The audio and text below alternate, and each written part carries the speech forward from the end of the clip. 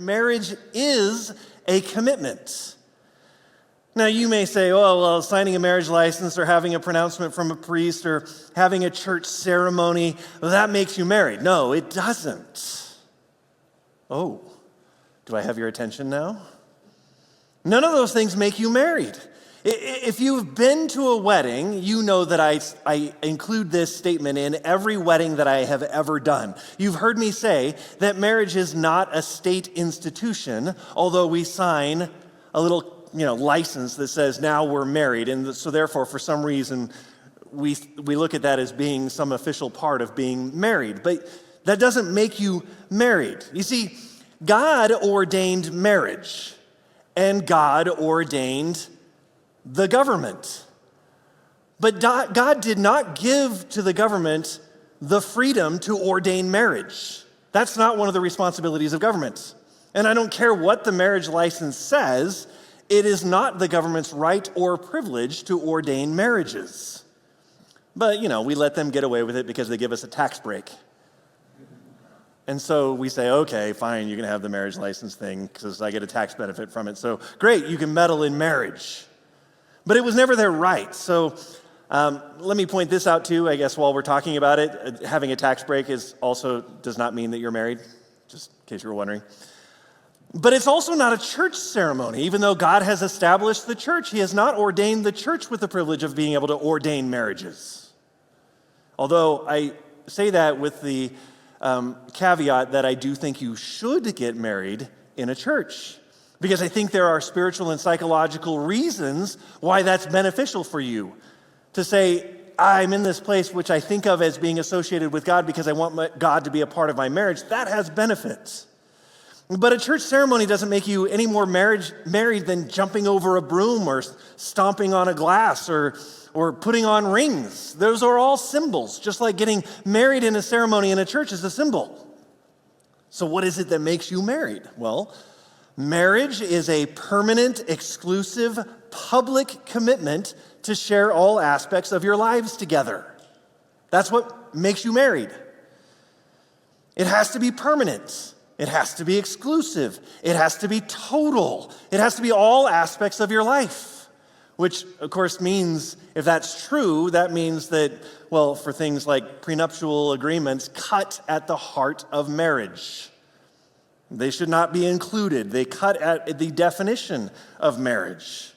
You see, the Christian definition of marriage is a permanent, exclusive promise to share every part of your life with somebody else. It has to be permanent.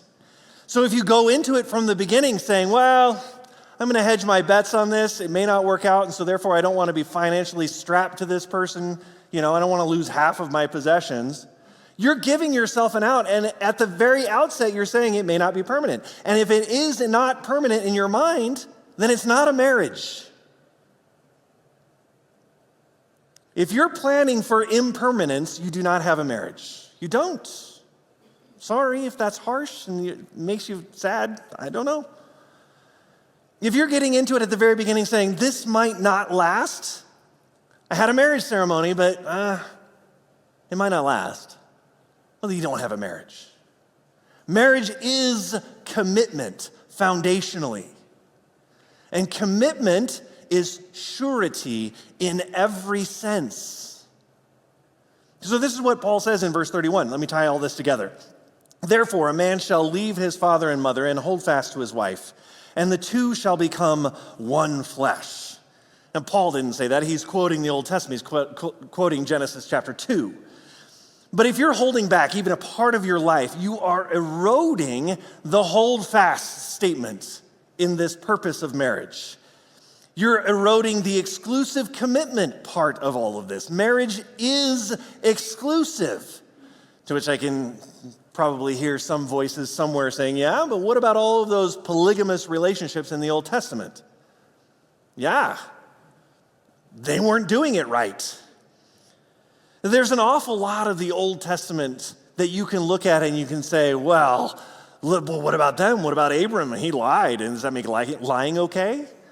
Abram had a polygamous relationship. Does that make it okay? No. There's an awful lot in the Old Testament that is not prescriptive. If you look at all of the different polygamous relationships that are listed in the Old Testament, that are laid out for us in the Old Testament, I challenge you to find one in which there is not relational strife. It always leads to relational strife in the Old Testament. Marital strife. Every single one of them has marital strife of some sort. So the Old Testament describes these things. They're descriptive, but it's not prescriptive. The biblical definition of marriage is joining two together to become one flesh. Two, not three, not multiples, two into one. That's exclusivity. Marriage is a public commitment then to share every part of your life exclusively with one other person, someone else. But it's a public proclamation. That's the third part of our definition. It's a public proclamation before God and a community so that there's accountability to it. You don't do it in private and say, hey, let's secretly get married and let's not tell anybody. No, it's a public proclamation. Why? So that there's accountability. How you do that, whether that's with a ship's captain or a priest or a justice of the peace, or you jump over a broomstick or you exchange rings, none of those things make any difference at all. If you did any or all of those things with the expectation that it might not last, then you're not married. But if you did none of those things, except for doing it publicly in front of witnesses, and you made a promise that this would be exclusive and binding for all time in your life, then you're married. You can call it whatever you want to, but you're married. Because that's what marriage is. It's a commitment, a binding, total commitment for all time. See, commitment is all about discipline and obligation. This is probably why our society hates the discussion of marriage so much in today's world. Because we don't like talking about commitment and obligation and submission. We don't like talking about that. We don't like using those words. And if you're not going to stay committed if you're not going to use those words and you're not going to use those things in your marriage, then you're not going to stay committed in your marriage. And so this is what puts the Christian understanding of marriage on a head-on collision course with all of society in terms of this subject.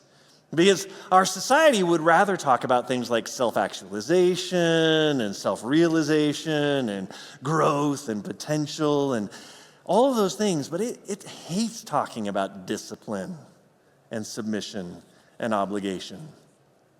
But you're not going to get commitment without those things. That's what commitment is saying, even despite these things that are coming up in our relationship, I'm going to stick with you. That means you're going to have to submit sometimes. And you should never give yourself to anybody unless you have that kind of promise from them.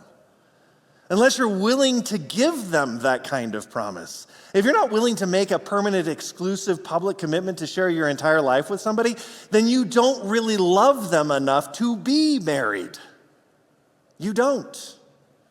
Because the essential base factor of love is commitment. It's investing yourself in another person. Our society thinks the base factor of love is some titillation and some giddy feeling in your gut. That's not love. If there's no investment, then what you have is infatuation or lust. That's what you've got. And the Bible has all kinds of prohibitions against relationships in which people give themselves to each other without any sort of commitment. It's called adultery.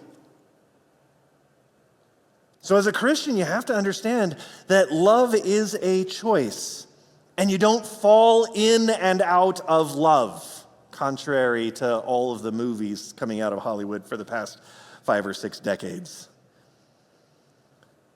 You don't. You either choose or don't choose to love. And then what a Christian does then is, if they've rightly understood this, they choose to commit to love people, just in general, right? This is the commandment, that you love one another. We commit to choose to love them. We don't love one another because we've got giddy feelings about each other. Here's the honest truth, don't stone me. I did not have giddy feelings about any of you this morning when I got up. Oh, look, I'm going to church. I'm so excited. Now, I am excited to get here, but it's a choice to be excited to get here, to be together with all of you, to have this fellowship. And so this is what a Christian does. The more you love each other, here's what you do. You give yourself to each other. And the more you make a decision to give yourself to somebody else, the more you invest in them, the more you find your heart tied up with each other. And you find that as you invest in one another, you find that over time, you really, really do care about each other. You care about those people that you've chosen to invest in. It's no longer the will driving the commitment. Now there's a desire within you just because there's an affection for each other, because you care deeply about each other. Ultimately, I think this ties into what Jesus said in Matthew 6:21. We normally take this as being something kind of a negative passage. For where your treasure is, there your heart will be also. And we use that negatively because mostly it's, Jesus is talking in context, talking about, the possessions of this world, and you can't have two masters and all of those kinds of things. But there's also a positive side of that. When you invest properly in the things of God, when you invest properly in other people and choose to love them, guess what? You're investing valuable things into them. You're investing valuable effort. You're investing valuable time into this relationship. And therefore, your treasure now is in that relationship. And guess what? Your heart's going to be there too. And that's actually a good thing. It's a command from God. So you invest in that person. And look, if that investment gets rejected and they stomp on and trample all over your investment, it feels terrible. Absolutely it does. And that might make us want to shrink back and say, well, what if that does happen? I'm going to tell you, in like 99% of the time, that's not what happens. And you know that. So you love people, and then you come to care about them, and you commit to them, and you invest even more into them. And this is what intentionality is, just in general. Now, I'm not saying you go out of your way to marry somebody you don't like. Ugh, can't stand that guy, I guess I'll marry him. That's not what I'm saying. But what will happen in marriage is whoever you marry, you will eventually lose those giddy feelings. Something more real has to take their place. It will eventually become work-like. Now, there should be great things that happen in your marriage because it's marriage and because it's the right thing. And if there's not things, then I would say, well, you are missing the boat somewhere in your relationship. But you will supplant all of those giddy feelings with more, with a deeper affection. Does that mean that you fell out of love? No. What happened is you fell out of like. You realize that there has to be something more that drives your relationship than just, I really, really like this guy, he's kind of cute. But you did not fall out of love. Love is intentionality. Love is commitment, or it isn't love. See, emotions come and go. Eventually, there will be dry times in any relationship, and if you don't have that emotion-free commitment, then you won't get through it. Oh, you're taking all the romance out of marriage, man. It doesn't have to be romance-free. It has to be intentional. That commitment will then bring you back, and you'll find that you found a deeper emotion than the giddiness, and there's something far more sustainable and solid in your relationship. But you have to make the decision first to invest. And all of that then points to the priority of marriage.